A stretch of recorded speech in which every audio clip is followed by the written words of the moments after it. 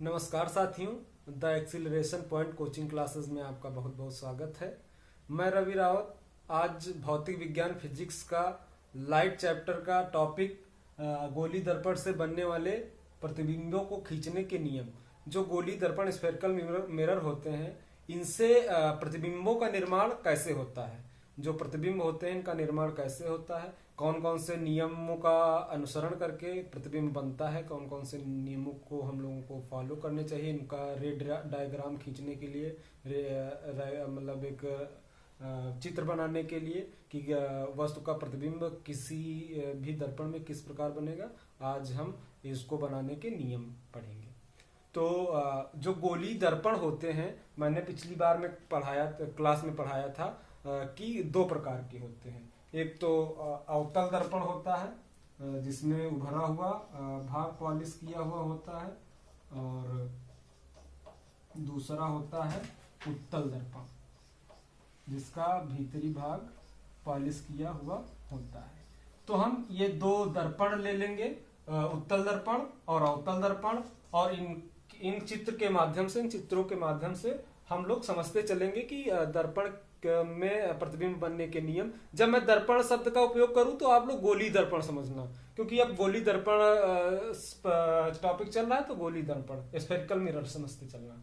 तो गोली दर्पण किसी कांच के गोले, खोखले गोले का कटा हुआ भाग होता है जिसका एक पार्ट हम लोग पॉलिश कर देते हैं। ये मैंने पिछली क्लास में डिस्कस किया था, और जिसने भी पिछली क्लासेस नहीं की हैं तो ये टॉपिक बहुत ही कम समझ में आएगा। इसलिए जरूरी है कि आप पिछली क्लास को YouTube पर देख लीजिए, जिसमें परिभाषाएं दी गई हैं कि फोकस क्या होता है और सेंटर क्या होता है, केंद्र क्या होता है, तभी ये टॉपिक समझ में आएगा। क्योंकि इस टॉपिक को पढ़ने के लिए पिछली क्लासेस में जो मैंने पढ़ा है उसका समझ में आना और याद रखना बहुत जरूरी है, क्योंकि उसमें इसमें फोकस, वक्रता केंद्र और पोल और आपतित किरण, परावर्तित किरण सबका उपयोग होगा, जो मैंने पिछली क्लास में डिस्कस किया है। तो जानते हैं कि गोली दर्पण में प्रतिबिंब बनने के कितने नियम हैं और कौन से नियम हैं। तो सबसे पहले मैं बता दूं कि गोली दर्पण में प्रतिबिंब बनने के 3 नियम हैं।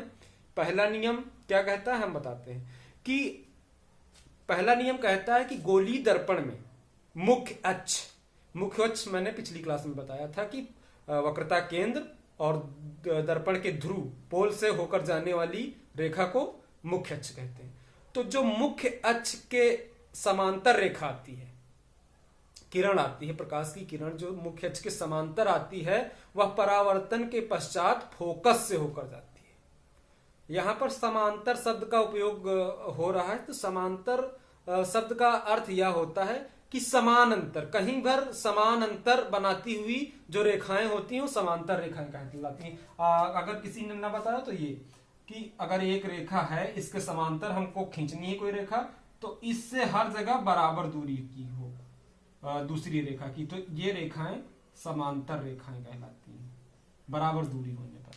तो हम लोग, मैंने क्या बताया कि किसी गोली दर्पण में जो रेखाएं, जो किरणें, जो प्रकाश की जो किरणें मुख्य अक्ष के समांतर आती हैं, वह परावर्तन के पश्चात फोकस से होकर जाती हैं या फोकस से आती हुई प्रतीत होती है। कहने का मतलब यह है कि दर्पण में प्रतिबिंब तभी बनता है जब परावर्तन होता है। तो परावर्तन तो पहली कंडीशन है कि प्रतिबिंब बनाने के लिए परावर्तन तो कराना ही पड़ेगा। तो परावर्तन के लिए भी कंडीशन है कि किरण कहां से आ रही है। किरण बहुत जगह से आ सकती है, तो उसके लिए सबसे पहले जानते हैं जहां जहां से किरण आएगी उसी कंडीशन के आधार पर हम लोग नियम बनाते चले जाएंगे। हम लोग या वैज्ञानिकों ने उसी आधार पर नियम बनाए जहां जहां से किरणें दर्पण पर आ सकती हैं, परावर्तित हो सकती हैं लड़की। तो पहली कंडीशन यह है कि जब किरण मुख्य अक्ष के समांतर आती है। ये अवतल दर्पण में ये हमारा मुख्य अक्ष है, मैंने लिख दिया। ये मुख्य अक्ष है जो सेंटर और पोल से होकर जा रहा है, वक्रता केंद्र और ध्रुव से होकर जा रहा है। इसके समांतर मैंने बताया कि जो इससे बराबर दूरी बना के चले, यहाँ पे भी बराबर, यहाँ भी बराबर दूरी बना के। तो ये जो आपतित किरण मुख्य अक्ष के समांतर आ रही है, परावर्तन के पश्चात फोकस से होकर जाती है। ये आपतित किरण मुख्य अक्ष के समांतर, ये मुख्य अक्ष था, इसके जो समांतर समान अंतर पर आई, ये यहाँ पर टकराई दर्पण से, तो परावर्तन के पश्चात फोकस से होकर जा रही है। आया समझ में? उम्मीद है आ गया होगा। अब इसी प्रकार मैंने कहा कि या तो फोकस से होकर जाती है या फोकस से आती हुई प्रतीत होती है। तो जो अवतल दर्पण है इसमें फोकस से होकर जाती है। ये देखिए जा रही है कि नहीं जा रही? क्यों जाती है? क्योंकि उस तरफ तो जा नहीं पाएगी, क्योंकि यहाँ पॉलिश लगी है, तो परावर्तित होकर इसको वापस ही आना होगा। तो नियम ये कहता है कि अगर कोई भी किरण मुख्य अक्ष के समांतर आ रही है तो परावर्तन के पश्चात फोकस से होकर जाएगी। इसी प्रकार मैंने ये भी कहा साथ में, या तो फोकस से होकर जाती है, फोकस से आती हुई प्रतीत होती है। इसमें देख लीजिए उत्तल दर्पण में इसमें का भीतरी भाग पॉलिश किया हुआ होता है, मैंने पिछली क्लास में डिस्कस किया था। इस क्लास में चित्र के माध्यम से देख लीजिए कि इसमें अंदर भीतर का भाग पॉलिश, गहरा तल पॉलिश है और उभरा तल बिना पॉलिश का है, चिकना तल है, जहां से परावर्तन हो। तो आपतित किरण जो ये मुख्य अक्ष है इसका, उत्तल दर्पण का ये मुख्य अक्ष है, इसका सेंटर ये है C और सेंटर का आधा फोकस F है और P पोल है, दर्पण का ध्रुव, जो बीचों बीच का पॉइंट, दर्पण के द्वारा का बीचों बीच का पॉइंट P कहलाता है, जिसको हम ध्रुव कहते हैं। तो अब जो मुख्य अक्ष के समांतर किरण आ रही है, प्रकाश की किरण, ray of light which is parallel to principal axis that will reflect, अब जो मुख्य अक्ष के समांतर आ रही है वो परावर्तन के पश्चात, अब ये उस तरफ तो जाएगी नहीं क्योंकि पॉलिश लगी हुई है उत्तल दर्पण में, तो ये यहीं पे वापस हो जाएगी, रिफ्लेक्ट हो जाएगी, परावर्तित हो जाएगी। लेकिन ऐसा लगेगा, नियम ये कहता है कि ये फोकस, जो इसका फोकस उस तरफ है उससे होकर जाएगी। अब फोकस उस तरफ क्यों है बच्चों, एक प्रश्न उठता है। आप अगर सोच पा रहे हैं फोकस उस तरफ क्यों है, इस तरफ क्यों नहीं है उत्तल दर्पण का, तो अच्छी बात है। अगर नहीं सोच पा रहे हैं तो मैं बता दूं, ये कांच का गोला भाई किधर को था, इधर को था ना, डाट डाट डाट, ये इसका कटा हुआ भाग है, ये दर्पण ये कटा हुआ भाग है। तो भाई गोला जब उधर है तो इसका सेंटर इधर क्यों होगा, उधर ही तो होगा। तो ये बात है, इसका सेंटर इस तरफ पॉलिश वाले सिरे की तरफ इसलिए क्योंकि उधर ही गोला था जहां से वो काटा गया दर्पण। तो पहला नियम बहुत इजी है, चित्र के इतना कठिन नहीं है जितना मैं एक्सप्लेन कर रहा हूं शायद, तो आप लोग समझ लीजिए। जो भी प्रकाश की किरण, पहला नियम यह कहता है प्रतिबिंब बनने का, जो भी किरण दर्पण के मुख्य अक्ष के समांतर आएगी वह परावर्तन के पश्चात फोकस से होकर जाएगी या फोकस से आती हुई प्रतीत होगी। फोकस से जब आप कहें कि होकर जाएगी तो आप हमेशा याद रखें कि वो अवतल दर्पण होगा, और जब फोकस से आती हुई प्रतीत होगी तो उत्तल दर्पण होगा। यही पहला नियम है साधारण। उम्मीद है कि पहला नियम आप लोगों को समझ में आएगा। ये नियम बहुत जरूरी है, या भी आगे हम अलग अलग कंडीशंस पर वस्तुएं रखकर उनके प्रतिबिंब इन्हीं नियमों को बनाकर लगाकर बनाएंगे। तो इसको समझ में आना, याद करना बहुत आवश्यक है। समझते चलिएगा, इसको अगर याद हो गया, ये नियम मैं 3 बताऊंगा तो आगे प्रतिबिंब इतनी इजी तरीके से बनेंगे कि शायद आपने सोचा नहीं होगा। बहुत इजी, अगर आप ये नियम याद करते चलें। 3 नियम है, बहुत इजी। मैंने क्या बताया, जो मुख्य के समांतर आएगी वह फोकस से होकर जाएगी या फोकस से जाती हुई प्रतीत होगी। अब दूसरा नियम क्या कहता है? दूसरा नियम एकदम उल्टा है पहले नियम के, एकदम अपोजिट है पहले लॉ के। तो अपोजिट होने का मतलब क्या है? इसमें जहां जो किरण ला रहे थे, आपतित किरण थी, उसको परावर्तित किरण बना दो, और जो परावर्तित किरण थी उसको आपतित किरण बना दो, बस नियम बन जाएगा। कहने का मतलब यह है कि जो आपतित किरण थी उससे परावर्तन होगा, वो परावर्तित किरण बन जाएगी, और जो किरण जा रही थी, परावर्तित हो रही थी, वो आपतित हो जाएगी।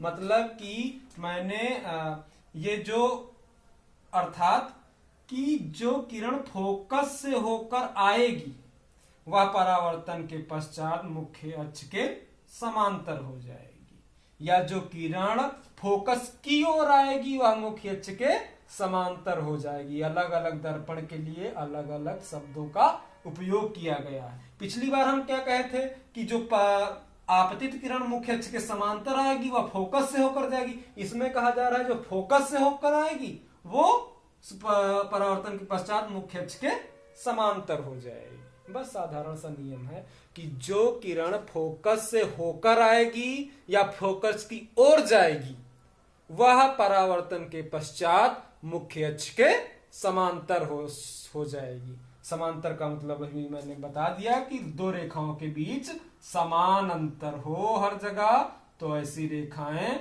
समांतर रेखाएं कहलाती हैं। तो दूसरा नियम बस यही साधारण सा है, पहले नियम का उल्टा। जो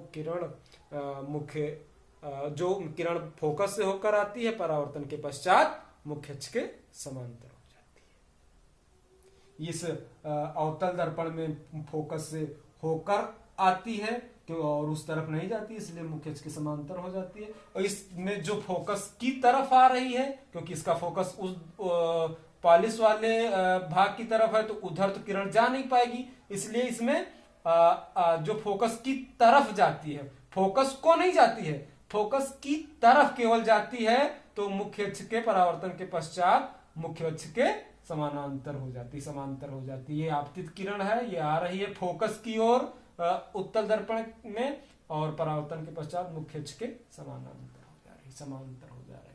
तो वही दो शब्द उपयोग किए जाते हैं नियम में, फोकस से होकर जाने वाली या मुख्य फोकस की ओर जाने वाली। इसमें ओर जाएगी उत्तल दर्पण में, क्योंकि इधर पॉलिश लगी। कोई पूछे उधर क्यों नहीं जाती है फोकस में, उत्तल दर्पण में किरण क्यों नहीं जाती है, तो आप बताइएगा क्योंकि उस तरफ पॉलिश है, तो उस तरफ जो जा रही है, जो जाने की कोशिश कर रही है, वो परावर्तन के पश्चात मुख्य अक्ष के समांतर हो जाएगी उत्तल दर्पण में, और अवतल दर्पण में तो होकर जाएगी और मुख्य अक्ष के समांतर हो जाएगी। यही प्रतिबिंब बनाने का दूसरा नियम है।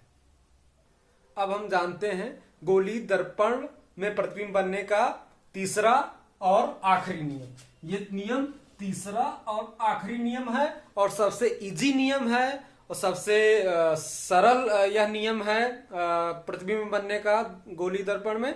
तो तीसरा नियम जानते हैं क्या होता है। इसमें जो अभी दो कंडीशन हमने पढ़ी कि जो पिछले दो नियमों में हमने पढ़ा कि जो मुख्य अक्ष के समांतर आती है वह फोकस से होकर जाती है, और जो फोकस से होकर आती है वह मुख्य अक्ष के समांतर हो जाती है। तो तीसरा नियम यह कहता है जो किरण दर्पण की वक्रता केंद्र से होकर आती है या वक्रता केंद्र की ओर आती है, वह परावर्तन के पश्चात अपने ही मार्ग में वापस चली जाती है, अपने ही मार्ग से वापस चली जाती है। मतलब इसी रास्ते से आया कोई किरण आई और इसी रास्ते से वापस चली गई, तो यही नियम कहता है। मतलब वक्रता केंद्र से जो किरण आई वह वक्रता केंद्र से ही वापस चली गई, यही तीसरा नियम कहता है कि जो किरण वक्रता केंद्र से होकर आती है या वक्रता केंद्र की ओर आती है वह परावर्तन के पश्चात अपने ही मार्ग में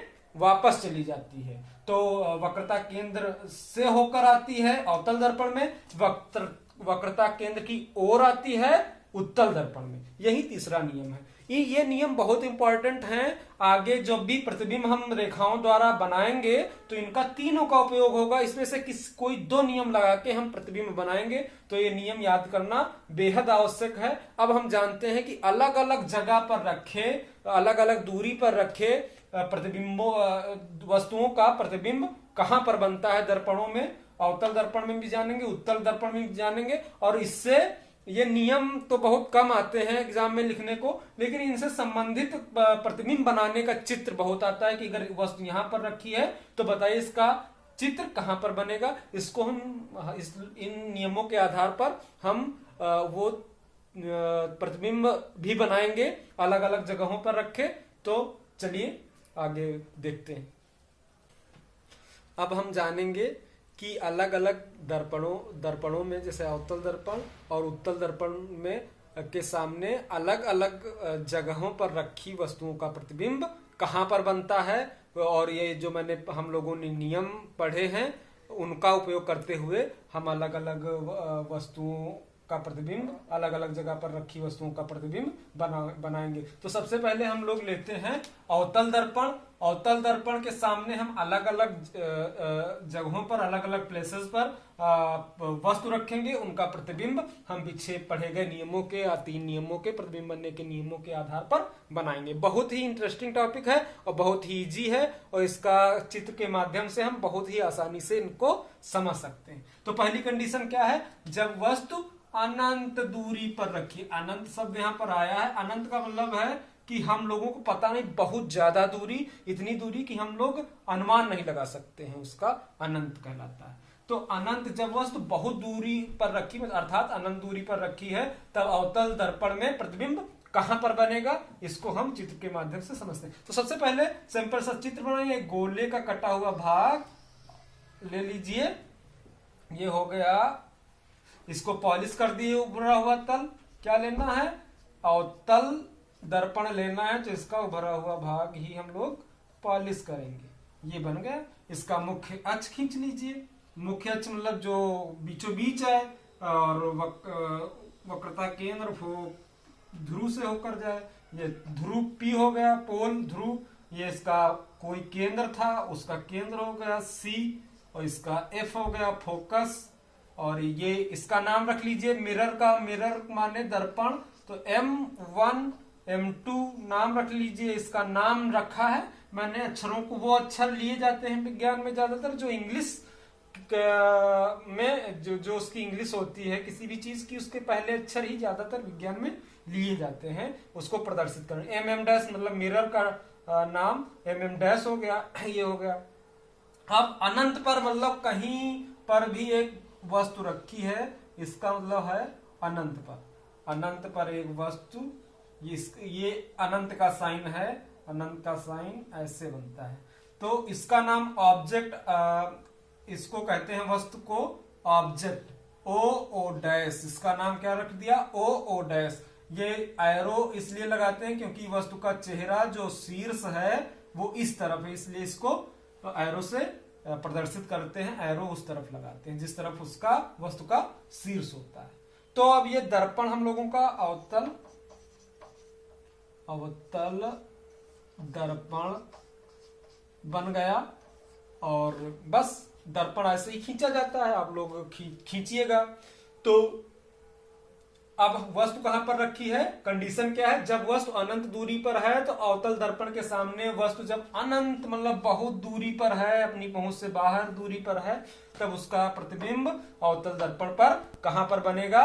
अब ये हम कैसे बनाएंगे, इसीलिए पिछले हम लोगों ने नियम पढ़े हैं 3, उसमें के 2 नियम प्रतिबिंब बनाने के लिए, केवल कोई कहीं पर भी वस्तु रखी हो, चाहे अनंत पर रखी हो, चाहे अनंत और वक्रता केंद्र के बीच रखी हो, चाहे वक्रता केंद्र पर रखी हो, चाहे फोकस पे रखी हो, चाहे फोकस और वक्रता केंद्र के बीच रखी हो, सबका जो प्रतिबिंब बनेगा उसको बनाने के लिए केवल जो पीछे 3 नियम हम लोगों ने पढ़े हैं, उनके केवल 2 नियम उपयोग होंगे, केवल 2 नियम। कोई भी प्रतिबिंब बनाने के लिए केवल 2 ही नियम लगेंगे, कंडीशन पर कि कहां पर कौन सा नियम लगना है वो वस्तु की रखी हुई कंडीशन पर निर्भर करेगा।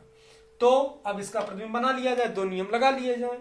तो जो हम लोगों ने पढ़ा था कि जो एक तो किरण जाएगी फोकस से, जो किरण फोकस से जाती है वह मुख्य अक्ष के समांतर हो जाती है परावर्तन के पश्चात। अभी हम लोगों ने पढ़ा दूसरा नियम, प्रतिबिंब बनने का दूसरा नियम क्या है, जब वस्तु फोकस से होकर आती है वह परावर्तन के पश्चात मुख्य अक्ष, ये था, ये क्या था, मुख्य अक्ष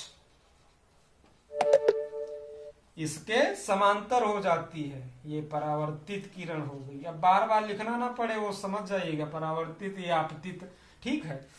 अब ये जो आई किरण, इसका प्रतिबिंब बनना, यहाँ इस वस्तु से किरण आ रही है, कहां से आ रही वस्तु, अब इसको जोड़ा इसमें क्यों नहीं मैंने, इसलिए ये चित्र में नहीं पास में लाई जाती है किरण, क्योंकि ये अनंत पर है, हम लोगों को पता नहीं है कहां पर है, इसलिए हम लोग मान के चलते हैं जो फोकस से आ रही है, किसी दर्पण के सामने जो फोकस से किरण आ रही है वो परावर्तन के पश्चात कहां से जाएगी, प्रतिबिंब बनने के नियम से परावर्तन के पश्चात वह मुख्य अक्ष के समांतर हो जाएगी। समान दूरी, समान दूरी, समान दूरी, हर जगह समान दूरी, समांतर। और जो वक्रता केंद्र से आएगी वह जो वक्रता केंद्र से आएगी, ये मान लीजिए जो वक्रता केंद्र से आएगी,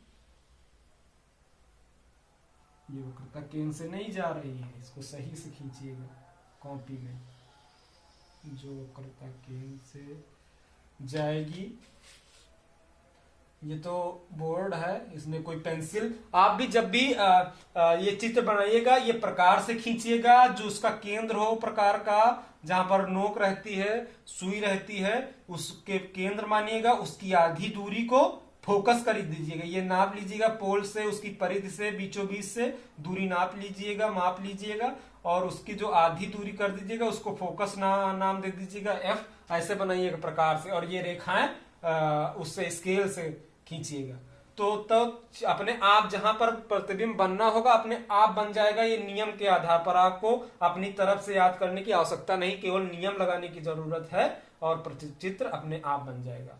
तो अब ये जो हम लोगों ने क्या वक्रता केंद्र से प्रतिबिंब बनने के नियम में क्या पढ़ा था, तीसरे नियम में जो वक्रता केंद्र से किरण आती है वह आने के बाद परावर्तित अपने ही मार्ग में वापस चली जाती है, ये हम लोगों ने पढ़ा था कि नहीं पढ़ा था? तो वही नियम हम लोगों ने लगा दिया। जब वस्तु अनंत वस्तु अनंत पर रखी तो उसका प्रतिबिंब कहाँ पर बनेगा, तो पहली रेखा फोकस से आई, वो परावर्तन के पश्चात मुख्य अक्ष के समांतर हो गई, और जो वक्रता केंद्र से सी से आई वो परावर्तन के पश्चात अपने ही वापस रास्ते में गई। और मैंने प्रतिबिंब शायद इसके पहले क्लास में बताया, पहली की क्लास में बताया था कि जहां पर दो रेखाएं परावर्तन के पश्चात मिलती हैं या काटती हैं प्रतिबिंब वस्तु का, वहीं पर बनता है, यही मैंने बताया था पिछली क्लास में। अगर आप लोगों ने क्लास नहीं किया है तो पिछली क्लास में देखिए कि प्रतिबिंब कैसे बनता है। मैंने बताया था कि जहां पर परावर्तन के पश्चात रेखाएं एक दूसरे को मिलती हैं, किरणें एक दूसरे को मिलती हैं, वहां पर प्रतिबिंब बनता है। तो देखिए यहाँ पर कहां पर मिल रही है, यहाँ एकदम ये फोकस पर मिल रही है, फोकस के सामने मिल रही है, एकदम फोकस के, और जहां पर मिलती हैं उस तरफ वस्तु का शीर्ष उस तरफ रहता है, शीर्ष उस तरफ रहता है जहां पर मिलती है। तो बस प्रतिबिंब बन गया। प्रतिबिंब का नाम क्या इंग्लिश में होता है, इमेज, तो इसका नाम दे दीजिए आई डैश, इसलिए क्योंकि इमेज इसको कहते हैं इंग्लिश में। ये फोकस था, फोकस को लिखा रहने दे, समझ रहे हैं, कट गया है। अब जब वस्तु अनंत पर रखी है तो एक किरण फोकस से आएगी तो मुख्य अक्ष के समांतर हो जाएगी, जो वक्रता केंद्र से आएगी वो अपने मार्ग में वापस, जहां पर एक दोनों काटेंगी वहां पर वस्तु का प्रतिबिंब बन जाएगा। ये दो नियम हैं वस्तु बनने के। तो अब देखिए क्या है, अब देखिए वस्तु बड़ी थी, इतनी बड़ी थी, उसका प्रतिबिंब इतना बड़ा बना, वस्तु इतनी बड़ी, प्रतिबिंब इतना बड़ा, तो क्या है, ये बड़ा है, ये इसका प्रतिबिंब छोटा है। तो और क्या है, और क्या क्या अंतर है प्रतिबिंब में और वस्तु में। और देखिए इसका जो शीर्ष था, मुख था, वो ऊपर की ओर था, इसका मुख नीचे की ओर है कि नहीं है, इसका मुख नीचे, जहां पर काट रही उस तरफ मुख होगा। तो और क्या है कि उल्टा है, इसके अपोजिट है, ये इमेज इसकी अपोजिट है, तो उल्टा भी बन रहा है। तो जब वस्तु, क्या कहेंगे इसको, जब वस्तु अवतल दर्पण में अनंत पर रखी होती है, अवतल दर्पण के सामने अनंत पर रखी होती है, तो उसका प्रतिबिंब फोकस पर, कहां पर बन रहा है, फोकस पर, फोकस पर बन रहा है, फोकस पर उल्टा तथा छोटा बनता है। यही लिखना है, बस यही है कि जब वस्तु अनंत पर रखी है तो उसका प्रतिबिंब फोकस पर उल्टा तथा छोटा बनता है। अब इसकी थ्योरी जो लिखी होती है आपके किताब में ढेर सारी, उसको आप लिख पाएंगे। कैसे लिख पाएंगे, बस चित्र आपको बनाना आना चाहिए, आपको नियम याद हो, आप चित्र बना पाएंगे और थ्योरी 2-2 पेज की लिख पाएंगे। कैसे, माना ओ डैश नाम का कोई वस्तु रखी है, नाम की कोई वस्तु रखी है, तथा M1 M2 नाम का कोई दर्पण है जिसका ध्रुव P है, जिसका फोकस F है, जिसका वक्रता केंद्र C है। तो प्रतिबिंब बनाने के नियम से कोई किरण जब जो फोकस से आ रही है वस्तु से, वो मुख्य अक्ष के समांतर हो जाएगी, और जो वक्रता केंद्र से आ रही है वो अपने रास्ते में वापस चली जाएगी, और जहां पर दोनों एक दूसरे को काटेंगी वहां पर वस्तु का प्रतिबिंब का निर्माण, वस्तु के प्रतिबिंब का निर्माण हो जाएगा। यही थ्योरी में लिखा है, सबके नाम रखे गए हैं अपनी तरफ से, मिरर और ऑब्जेक्ट और इमेज और सेंटर और फोकस और पोल, सबके नाम रखे गए हैं। कुछ नहीं, चित्र बना लीजिए, थ्योरी आप लिख पाएंगे।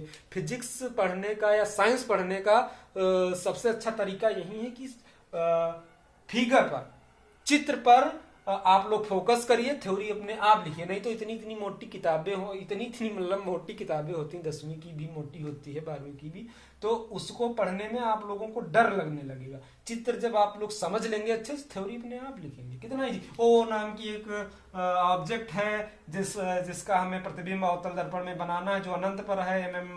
M1 M2 नाम का एक कोई दर्पण है, बस।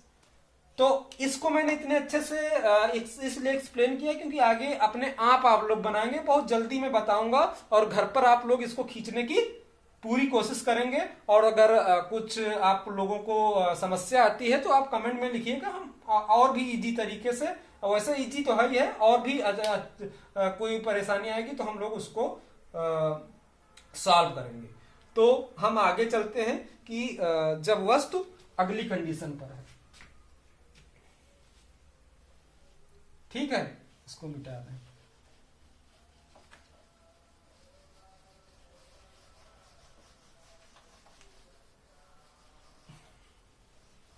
अगली कंडीशन क्या है भाई?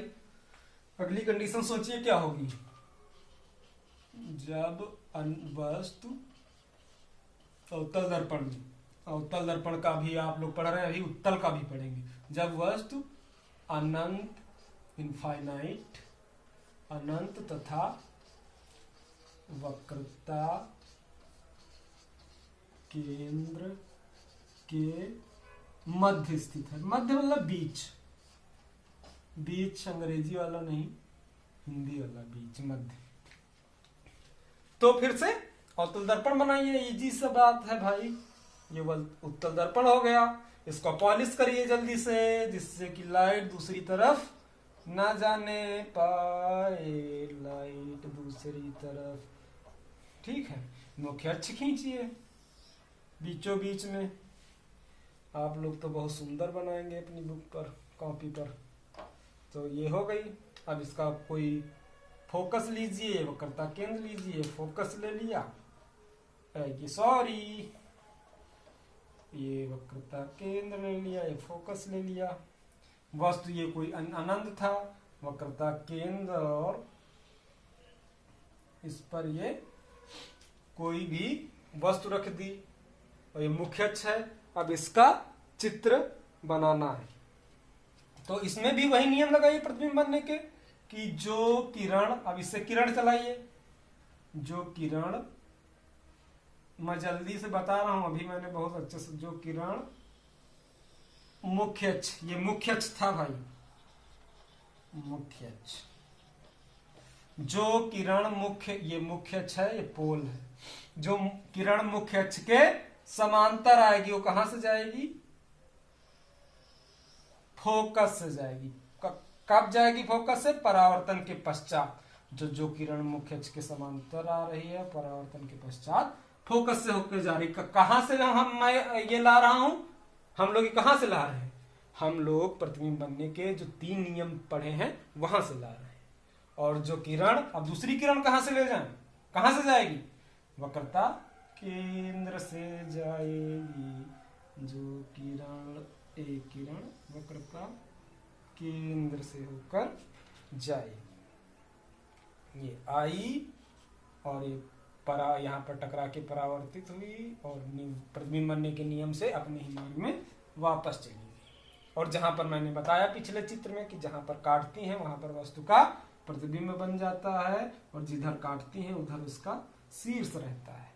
शीर्ष रहता है भाई, शीर्ष रहता है। नाम इनके दे दो, क्या नाम देते हैं? वही नाम, ओ ऑब्जेक्ट वाला, ओ डैश, M1 M2 नाम दे रहा हूं उनका। ये पोल दे दिया, F दे दिया, AC दे दिया, इसका नाम भूल गए, इसको I डैश। बस बन गया चित्र।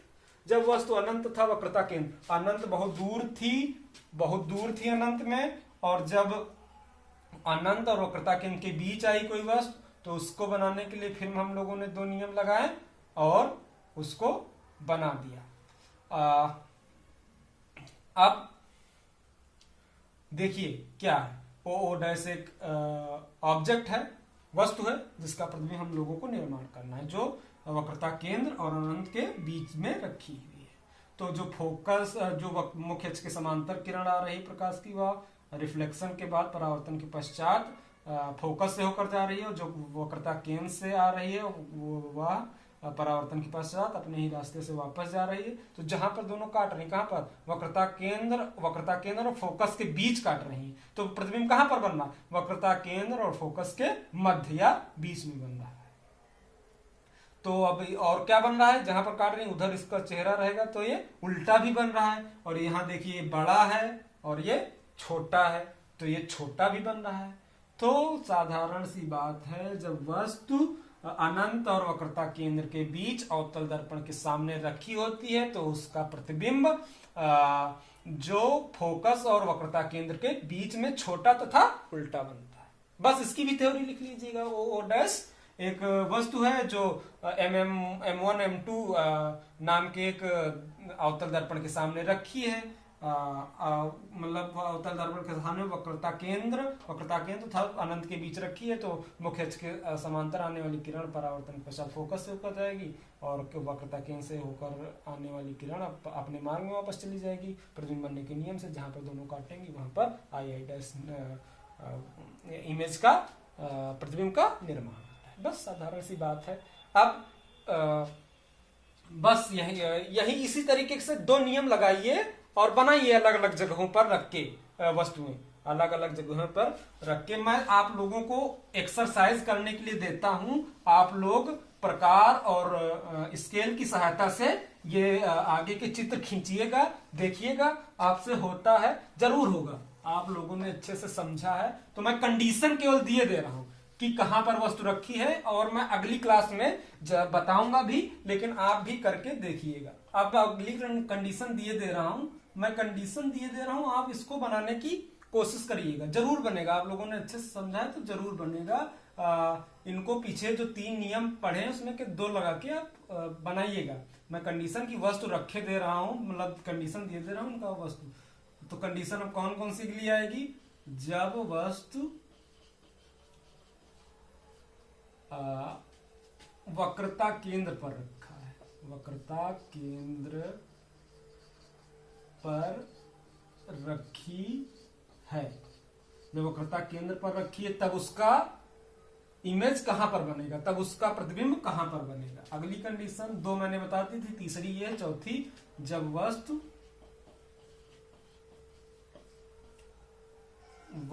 अगली कंडीशन क्या आएगी, अब आगे बढ़ाते चलो। वस्तु उसके सामने, दर्पण के सामने वक्रता केंद्र तथा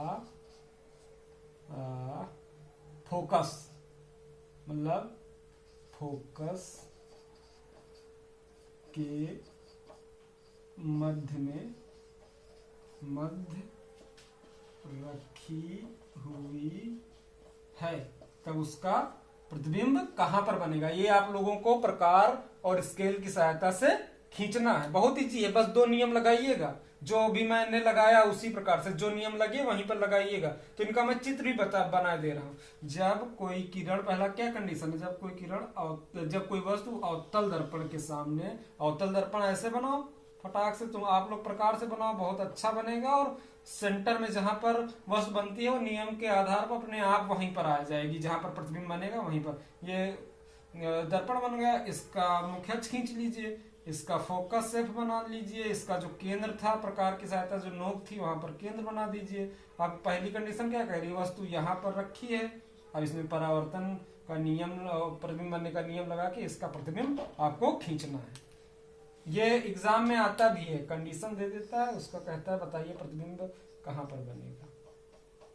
ये अवतल दर्पण, ये अवतल दर्पण में चल रहा है, अभी उत्तल दर्पण में पढ़ा। और इसी तरीके से बड़े इंटरेस्टिंग तरीके से, विज्ञान कठिन नहीं होता है, बस उसको इजी से समझाने वाला और आप जैसे बच्चे समझने वाले होने चाहिए, डेडिकेटेड बच्चे होने चाहिए, अच्छे से समझाने वाला होना चाहिए। और थ्योरी बहुत बड़ी चीज नहीं है, उसको बस चित्र के माध्यम से आप लोग बहुत जितना चाहेंगे उतना विस्तृत लिख पाएंगे, कोई टेंशन वाली बात नहीं। अगली कंडीशन क्या है, जब वक्रता केंद्र पे रखी है। अगली कंडीशन क्या है, जब वक्रता केंद्र और फोकस के बीच वस्तु रखी है तो इसका प्रतिबिंब आप लोग खींचिएगा और जो समस्या है कमेंट में लिखिएगा, मैं उसको सॉल्व करूंगा। मुझे नहीं लगता कोई समस्या आएगी। आप उसमें 3 नियम प्रतिबिंब बनाने के याद करेंगे, लगाएंगे तो अपने आप इनका बन जाएगा। बुक में देखिएगा, आप जब इसको बहुत अच्छे से खींचेंगे तो अपने आप इनके प्रतिबिंब बन जाएंगे। बस इसके बाद मैं इनको बताऊंगा लेकिन अगली क्लास में बताऊंगा, लेकिन आप कोशिश करिएगा और भी बताऊंगा, और अभी उत्तल दर्पण में बताऊंगा, सब बताऊंगा, और फिजिक्स इसी इंटरेस्टिंग तरीके से पढ़ाऊंगा। और इसके साथ साथ अभी में हम लोग 10वीं की गणित और 12वीं की गणित प्लस विज्ञान, भौतिक विज्ञान, रसायन में सब कुछ लेके आएंगे। इंग्लिश में भी हम लोग कोशिश कर रहे हैं कि इंग्लिश में भी बहुत जल्दी लाएं। तो इसके लिए आप लोगों को बने रहिए, और आप लोगों को अगर वीडियो पसंद आ रहे हैं तो शेयर करिए, अन्य बच्चों का भी भला हो, और सब्सक्राइब कर लीजिए अगर अभी तक आप लोगों ने चैनल नहीं सब्सक्राइब किया है, और शेयर भी कर दीजिए। आप अपने जानने वालों से भी सब्सक्राइब करने के लिए कह दीजिए। और चैनल पर हम लोगों के वीडियो देखने के लिए और लाइक करने के लिए सबका बहुत बहुत आभार। आप ऐसे ही प्यार देते रहिए जो हमको मोटिवेट करते हैं। ये मैं वीडियो आप लोगों को बता दूं, रात में 12 बजे शूट करता हूं, जब लाइट मतलब बाहर शोर नहीं होता है तब मैं शूट करता हूं। तो हम लोग इसी इंटरेस्टिंग तरीके से फिजिक्स पढ़ेंगे, केमिस्ट्री भी पढ़ेंगे। और तो आज के लिए बस इतना ही। बहुत बहुत धन्यवाद साथ में बने रहने के लिए। All the best.